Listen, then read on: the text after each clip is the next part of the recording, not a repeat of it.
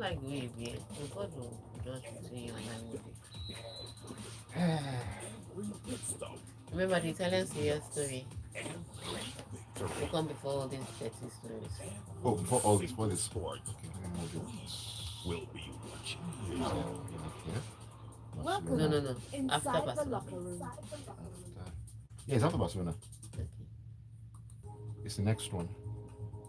So it's NBA, Yeah. tennis, Arsenal, Yeah. Barcelona, then Napoli. Yeah.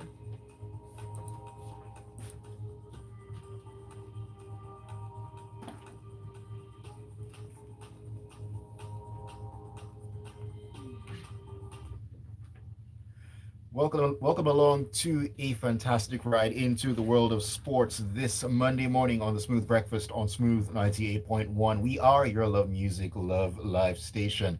It's 16 minutes past 8 a.m. And of course, my name is Ayokunmi. Great to have you join us as we take a walk into the locker room. Yes, indeed. Where we take a look at the sporting action from over the weekend. We share banter, we analyze, and just have an amazing time as we always do. And you are also a part of it. And also being a part of the locker room this morning, joining me in all black, complete with glasses this morning. We're academic in the studio. Tega Supreme in the building. Good morning. What do you mean academic? I can't see. What's wrong with you? No academic, These are my scholar. eyes. All right. Good morning, everybody. Hope you had a fantastic weekend. I did. Apart from the fact that Iga Swiatek and last night it was the Denver Nuggets that spoiled my night. But my weekend was pretty much impressive. Um, what happened this weekend? Oh, we'll talk about it. The Guard of Honor. Like I said before, Mio. If I'm not the first team that plays you after you win the championship, I not do Guard of Honor. If you like, say I'm petty. If you like, say I don't have class. If you like, say where give honor to whom honor is you. You have trophy. You better be satisfied with it. But All give me right. honor now. Eh? Honor I me. will congratulate you. I don't have to stand and be clapping. What is that? Male Genetega cannot be me. All right, but there was a guard of honor, and then there was a match after. We'll talk about that.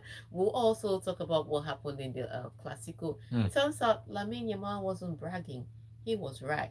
He said this year they can't beat us, and 4 out of 4. Hmm. We'll talk about all of that Four and over more. four 4/4, equals hundred one. percent, 100%. No, no mass jam failure. All right. And then we'll talk about all of that in the locker room. But before we do any talking, Ayokumi, tell everybody how they can be a part of the locker room this morning.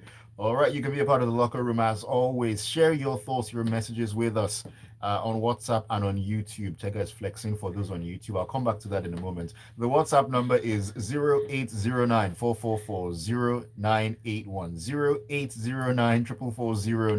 That's the WhatsApp number.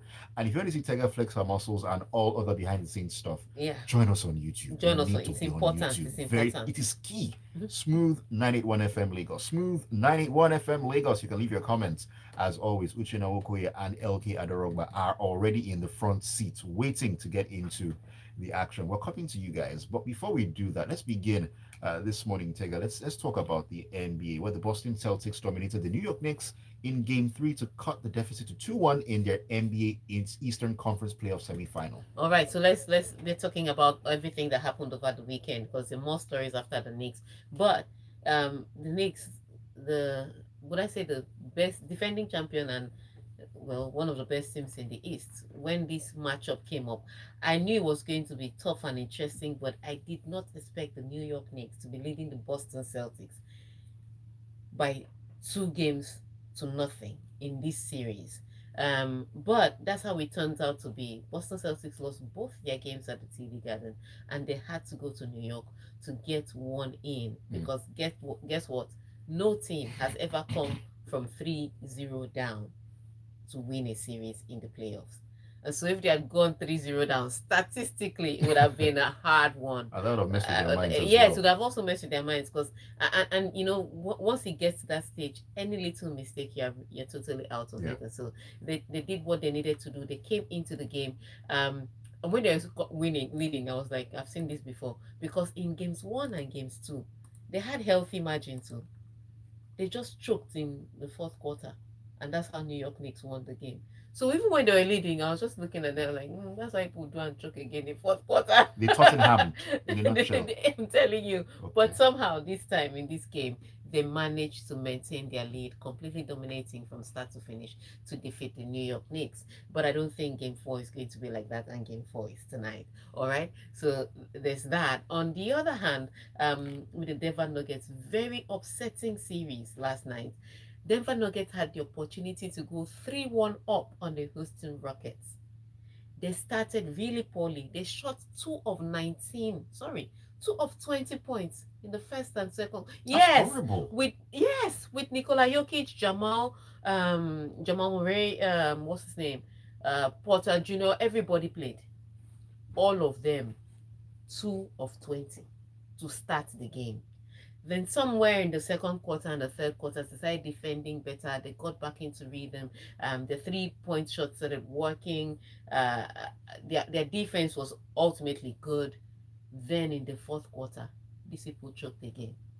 They suddenly forgot how to score. From leading by 13 to losing the game by 7. Who does that? Denver Nuggets. So that series is tied 2-all. Also earlier this morning, it was Cavs dropping to 3-1 against the Pacers. I don't think the Cavs are coming back. I think the Cavs are out, and the Cavs had the best season in the Eastern Conference this year. So tough one. They knew how to play the regular season, but the playoffs they're just a dollar short and a day late. So I think they're Hmm. definitely out. I don't think they're going to be able to come back from 3-1 down. But that's it. That's what's happening in the NBA playoffs. The teams that you expect to dominate are the teams that are struggling. The irony of it all. Yeah, Is it the year of the underdog? You just wonder. you know, All right, let's head over yeah, of the to scabs.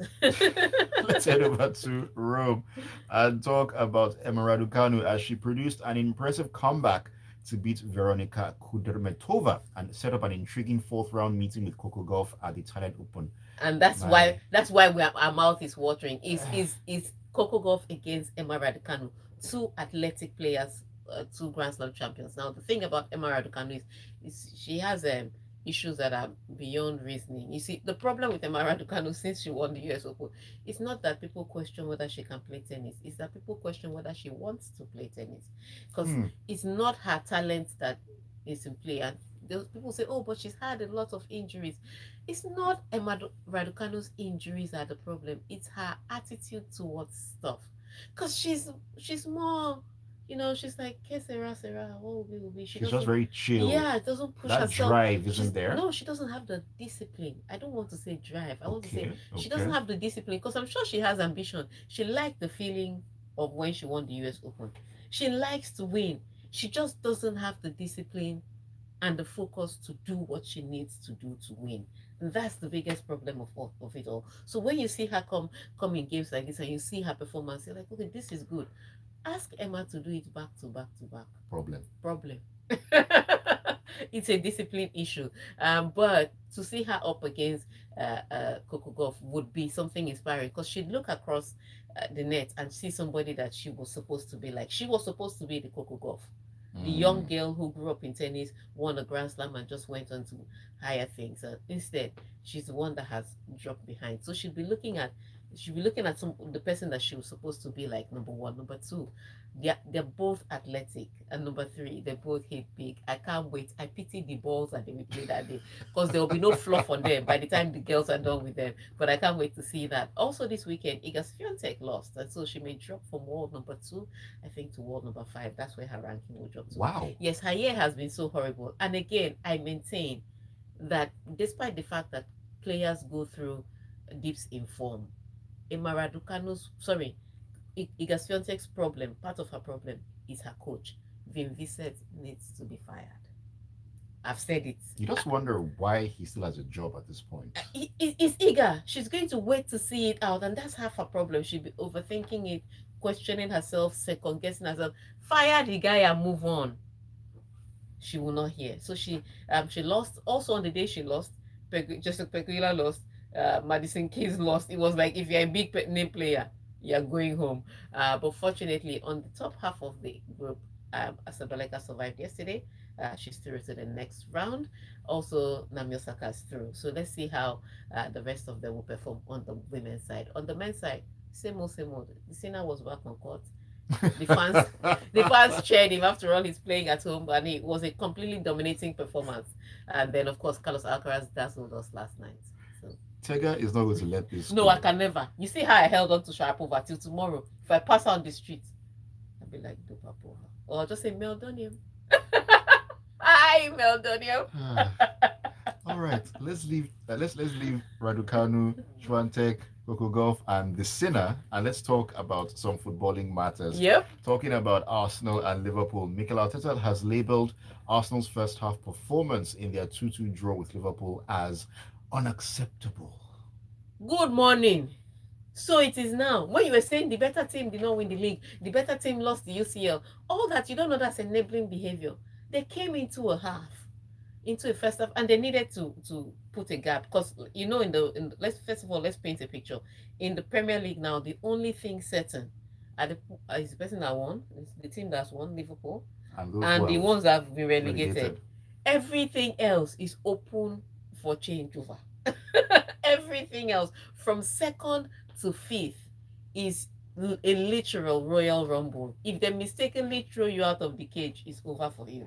And anything can make them throw you out of the cage, which is why there was a small fight in Nottingham Forest. We'll touch on that a little bit later. But so it is such a pivotal moment, and considering the fact that Arsenal has not won a match in 5 games, and they've drawn 1 or drawn 2 and lost a couple. Then they've been knocked out of the UCL. A UCL, people expected them to get all the way to the final. They were dumped out unceremoniously. To come into the league with a Liverpool that have already completed the job and play such an abysmal first half. A Liverpool that lost to Chelsea. A Liverpool I thought the first half was going to end 4-0 at some point. That's how dominant Liverpool were. And if Mo Salah were in his goal scoring form, who knows what would have happened? So it was a ridiculous performance in the first half, but they came back in the second half. They played a lot better. However, I still say this thing: the biggest problem with Arsenal is not the talent, it's the mindset. Because they had momentum, they had drive, then somebody goes and collects a second yellow card. I would say this: the first yellow card, I didn't think it was a yellow card. I thought it was a foul because he's slipping as he makes a tackle and he falls, and then the guy falls, Soboslai falls over his leg. Foul. But I don't think Anthony should have given the yellow card. The second one was a definite yellow card. But if you know you're on a yellow card, why do you make that kind of tackle? For a ball that you had no business even tackling for. So again, this is what I say about mindset and about all the small errors. Arsenal will complain about officiating, they'll complain about injuries, but the truth of the matter is Arsenal did not win this Premier League this season because of these little foxes. That's Paul Devine. Mistakes like Merino's own. And of course, I can mention Saliba and Kimio and all the mistakes they made, but yesterday was Merino's mistake. And by the time they went 1 man down, of course, it was a tougher task to even win the match from there. 2 games left in the season, just a point between Arsenal and Newcastle, who are in third. I think they play Newcastle next. Yes. So they play Newcastle next, and it's just 1 point between them. Any small mistake, that's why I say it's Royal Rumble. If they mistakenly throw you out of the cage, Man City, you had a chance. You just messed things up. Anyways, let's take our first break of the morning. When we come back in, we'll be talking about what happened. Let's take their messages here. Okay, we'll take your messages and, of course, talk about what happened in La Liga, El Clasico, Real Madrid. What's going on this season? Well, all that and so much more. Keep it tuned. This is IBK, aka. Oh, okay. That's why I clicked on it because he was sending a message. Yeah, that was from. Yeah, no. You name it, we got it. Isn't that right with their shit? That's Chinese. Listen to this. Love music, love life. There's no such. It's Mandarin. There's no such language as Chinese. What's wrong with you? I don't know Ayo. This is how tomorrow now they'll now say Pastor Mrs. I don't know Ayo. Yes, because you didn't even buy me Zobo this morning, so I don't know you. If you bought me Zobo, I would have even said I knew you. I don't know you. That's what we're doing now. Yes, that's what you are doing now. If you don't buy me Zobo, I don't know you. No problem. It's fine. I will not defend you. It's okay. It's okay. There's no problem. Are we back? No, almost. I don't know Ayo. He always does anyhow. And I was sure he put my muscle because I've been lifting. I've been lifting. I just want it to be Angelina Jolie. You can see it. I just want Angelina Jolie. That's all I want. So I'll lose small weight and then I will lift some. This is Toby, and you are listening to Smooth Breakfast.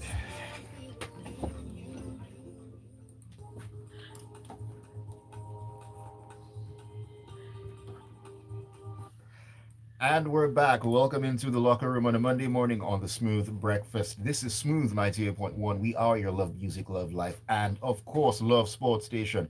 My name is Ayokunmi. Tega also in the studio. We are giving it to you back to back to back. Great sporting news and analysis as well. Your messages are lined up. I'll take some of them. Before I do that, just remind you how you can join us on the show. 0809 is the WhatsApp number. You can also join us on YouTube where you can see all Tega's muscle. She's been working out and it's showing, definitely. Showing. It's showing. I can't even lie. Now some people can just buy Zobo. Half their problems will be solved. All right, on that note, let's take some messages because I see the messages are coming thick and fast. Let's go to YouTube first. Yes, indeed. Man, they're lined up here. Uche Nawoku says, Barca dashes teams 2 goals ahead to show superiority. Awesome game of football in El Clasico. I just wish United can play that way someday. Someday, somehow. Napoli and Inter battle till the end. La Liga is done. That's 7 points. And back here. El Kaderoba says, I knew Tega would go through the 7 seas and fire and brimstone to come to the studio today to drag Chelsea and Madrid. Ibrahim Hassan says, Tega, let me not talk. Good morning. Good morning. Good morning to you too. Let's take some messages from WhatsApp. Cisco Delgado says, okay, good morning. He's greeting you. Good morning, Good Tega morning, Supreme. Cisco Delgado. Chukudi says, Tega, another certainty in the Premiership is that number 17 or number 18 will collect European trophy this season, and person with the number 2 now never shows it they will go to Champions League. This like, no, they will now. Number 2 is good. Number 2 is done now. No, number 2 is not done. It's still open to. They can't drop out of the top 5 now.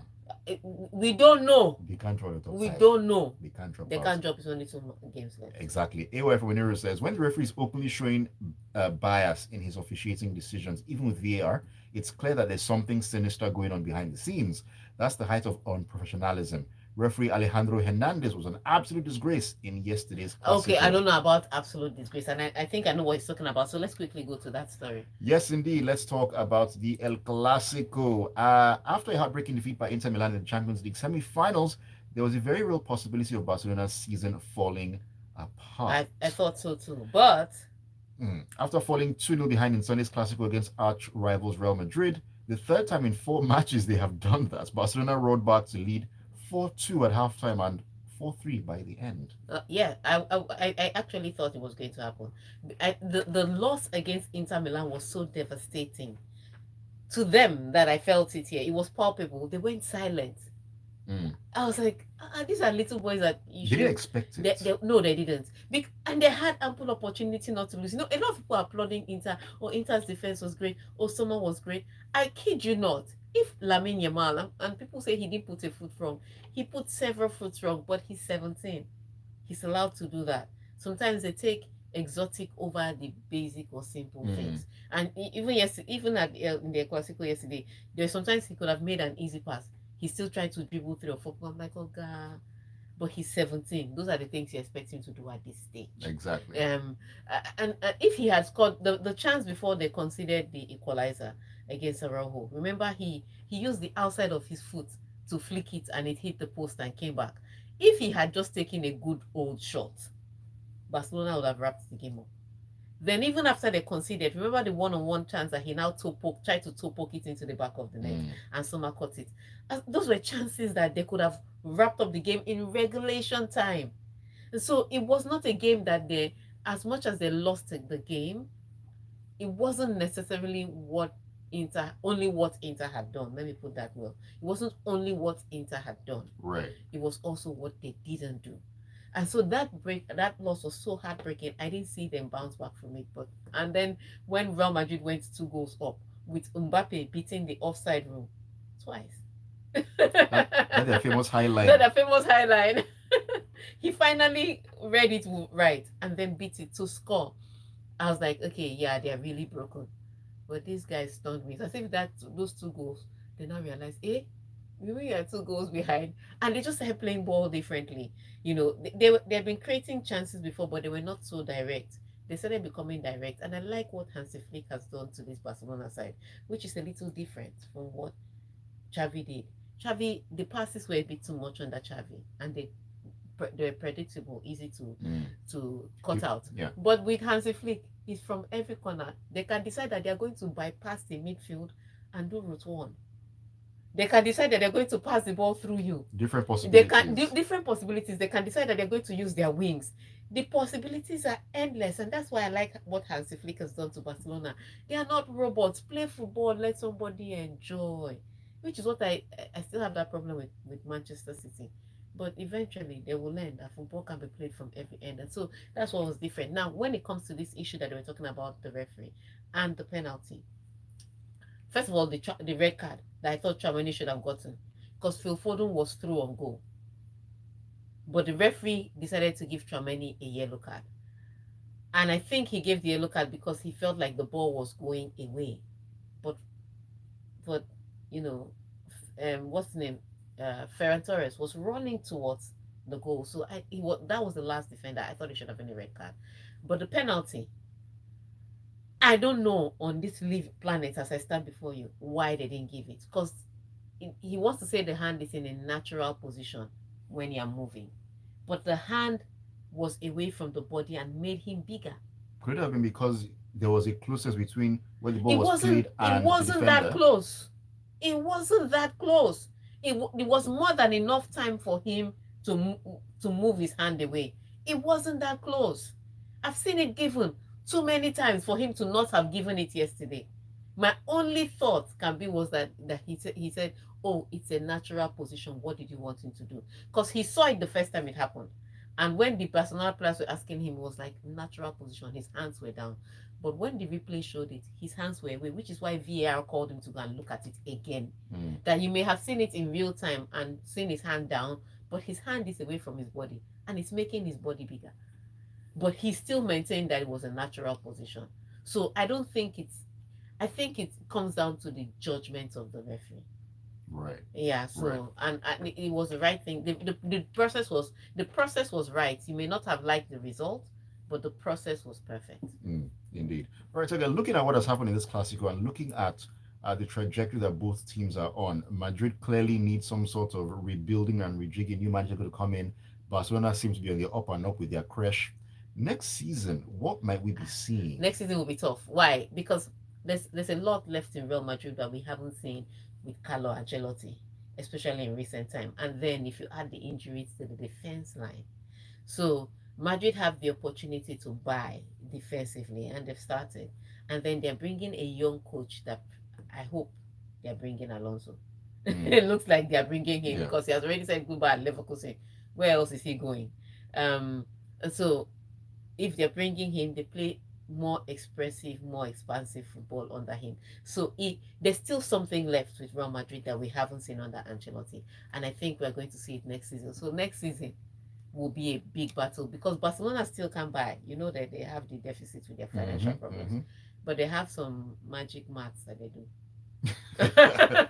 Some very, very magical accounting. Very magical. I said I want to go to the school of Barcelona to learn business. All right, from there we move to Italy, where It hurts. It Is all I hurts. can say. Now, Napoli's bid for a second Serie A title in 3 seasons was hit by Sunday's 2-2 home draw with Genoa, which allowed Inter Milan to move within a point of the league leaders thanks to the dramatic 2-0 win at Torino. I remember Tega last week, I said this thing, if you blink, just small blink. Now it's just 1 point between Inter Milan and Napoli, and that's a good thing. But the thing is, even from the way when they're walking out, even from the way Patrick Vieira was bouncing, I knew he was up to something bad. People that are doing good things don't bounce like that. But but his team came out with the full purpose of making a statement. Napoli really wanted to actually win, especially because Inter Milan had played earlier and had won their match. So Napoli knew exactly what they needed to do: win, keep that gap up, and maybe destroy Inter Milan's hope.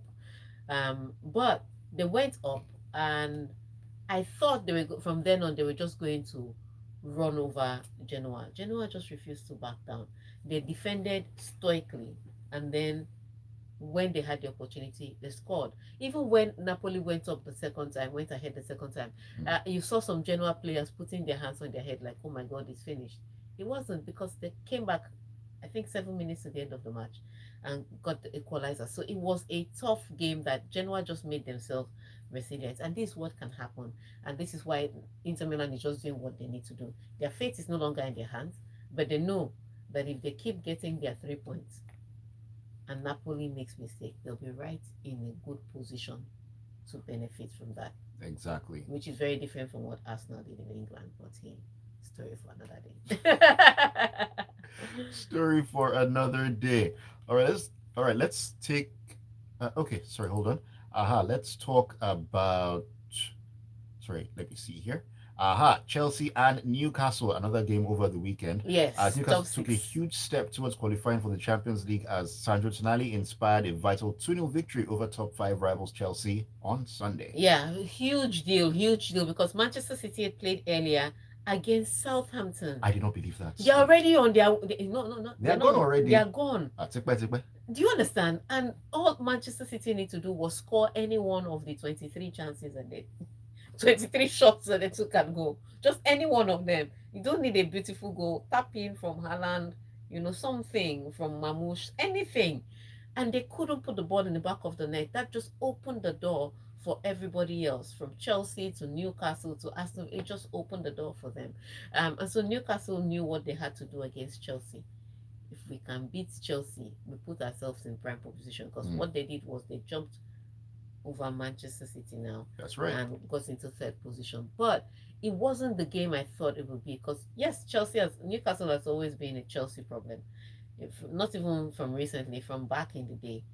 But with one man up and one goal up, Chelsea started playing much better than Newcastle. I don't know what it was, whether it was the mindset, because some people say yes, they change shape, but there's only so much a shape change can do, especially when it was early in the second half that the shape was changed.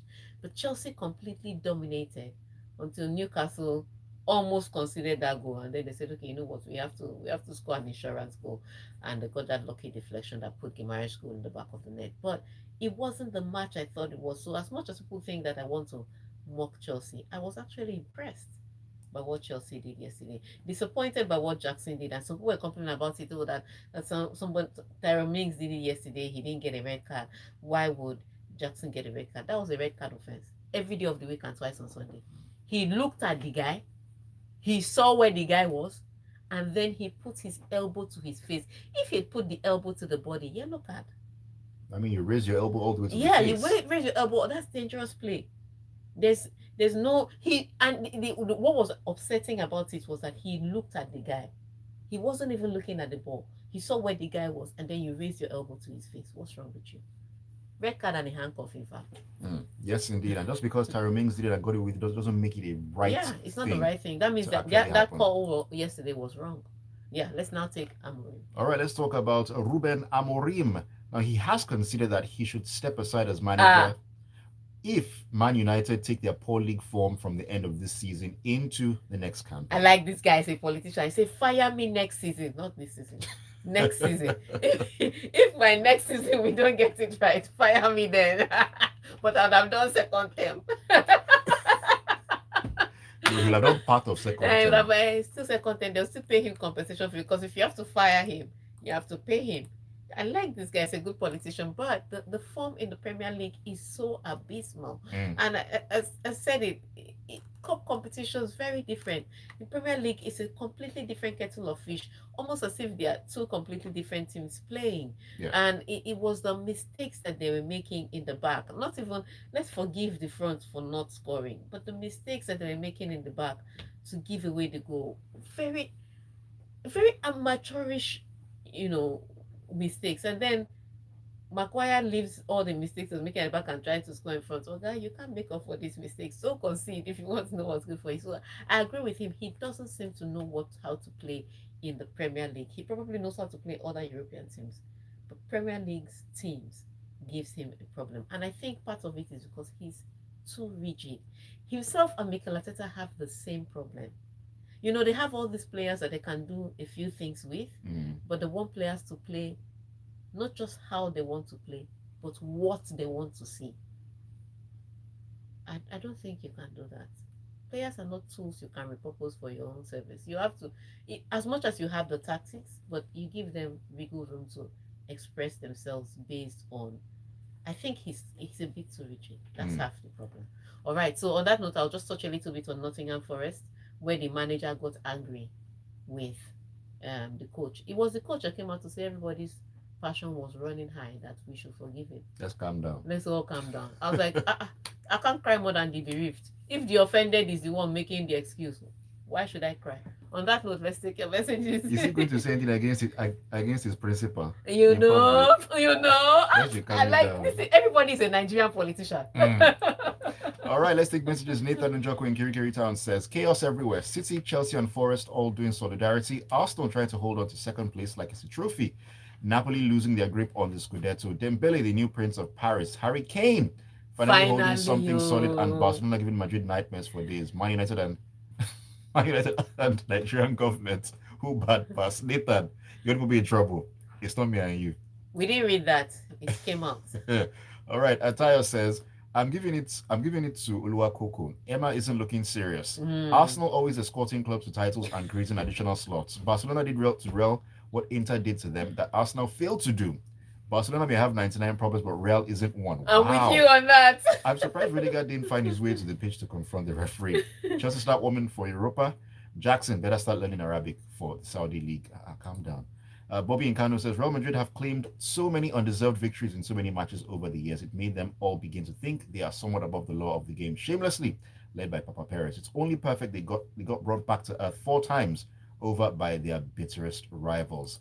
Femi says, Arsenal fans said an English team wins the UCL when the Pope dies, but their club chose to jinx it. It's true. It was only in Arsenal's turn that they changed. This is Fred. Fred says, Tega, see that you are talking as if you don't know Anfield. Arsenal haven't been lucky with officiating, but it's not a complaint. You guys complain a lot. They didn't play well in the first half, but improved in the second half. A point is not bad. Some people close to you are lucky to escape relegation. I've touched him. Touch your neighbor. Man. That trophy parade will hit like crack if it happens. All right, this is Anthony. It says, Maresca should be sacked. He keeps making experiments with players out of position. No. Ayo, you cannot celebrate. You said you are in next season. You will not celebrate. No. I didn't say me. I'm just talking about... I'm just telling you. You cannot celebrate. I didn't say me now. You can't, in fact. Read the message. Will I be the one on the bus? Read the message. Read. Okay, we're going to YouTube now. Let me rush through a couple of these messages. Abiodun Obishasan says, congratulations to Liverpool, Barca, Sporting, Bayern for winning their respective leagues. Madrid is messing up football. Shame on Perez. Richard Denera says, Barca needs to concede goals to wake them up and are not afraid of panicking when they are down because they believe in their abilities. And if Manfest says, someone said Man City FA Cup final, Man United Europa League final, Chelsea Conference League final, Arsenal final whistle. Okay. Let's take this and message. then Ayafedada says 4 out of 4 wins for Barca against Madrid. Will this domination or this dominance continue next season? I don't think so. On that note, want to thank you all for watching on YouTube and sending your messages. Want to thank you for sending your messages via WhatsApp. Thank you for this week, midweek, we're having La Liga matches, yes. Okay. Yeah, we have a few La Liga matches, and this week could decide whether Barcelona carries the trophy this week or next. Yeah. So on that note, we'll see you back here on Wednesday. Till then, have a fantastic and productive week. Yes, indeed. Have a great week. Thank you, Tega, for coming through as you always do. Keep it tuned to Smooth 98.1 and the Smooth Breakfast. 9 o'clock Lagos. We'll get talking on Lagos Talks. Bye-bye.